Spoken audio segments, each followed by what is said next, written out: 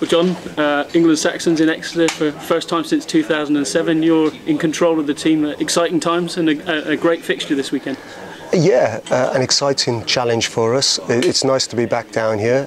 Personally, I wasn't with the last incumbents who came down to Exeter, but what a fabulous occasion. I've seen many games subsequently since, the Premiership and the England Cup games, and the passion and the atmosphere that's generated here at Exeter. It should make for a good spectacle. You've obviously played a lot of your own club career at Bath, just up the road, but the West Country, real hotbed of rugby, and we're seeing it now with the Chiefs coming through as well. Very passionate about their rugby down here, and knowledgeable as well. And yeah, with the Chiefs, it's fantastic what they've done. You know, credit to Rob Baxter and his coaching staff. They're a very warm club. They always make you feel welcome when you come down here. The academy system is fantastic. You know, the Slades, the Knowles, the Cowan-Dickies, the Sam Hills, the James Lightfoot Browns. There's a real nucleus of talent there that's going to support them for a long time to come.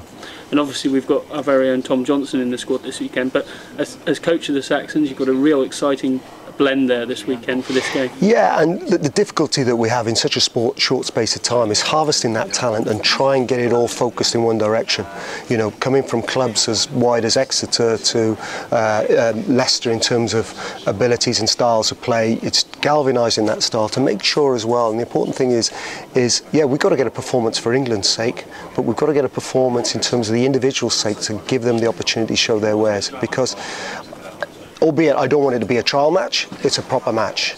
But people see it as a trial to go on to the senior level. And it's important that those players that come in here realise that they're focusing on being part of a team than rather an individual. But they know that their individual performance is going to be scrutinised for the future development. Looking at the elite squad, you've seen there is now that stepping stone that the boys can go up from Saxons level right up to full international level, and it's a lovely breeding ground for them, I'd imagine. What's happening has been very good. The academies and England working hand in hand to produce players. You see that now simply in terms of young players playing earlier in either the Premiership or the England Cup, or even in the Heineken Cup as we did on the weekend. You know, your Jack Noel has played England Cup already, your Christian Wade, Joe Launchbury's from Wasps have played Premiership and played in the England. So it is very positive in what's happening. From our perspective here at the Chiefs, and I know you work closely and you've seen the development, like you say, of Jack, of Luke, of Sam. We've got a nice little conveyor belt coming through there, which potentially are international stars of the future. I have no doubt that there will be international stars. It's up to them though. They've got talent. They'll have all the support from a good club as you would expect in terms of everything is taken care for them.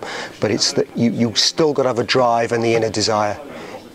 Talent alone won't get you to the top. You've got to have a hunger and desire, and you've got to keep that along the way with the youngsters.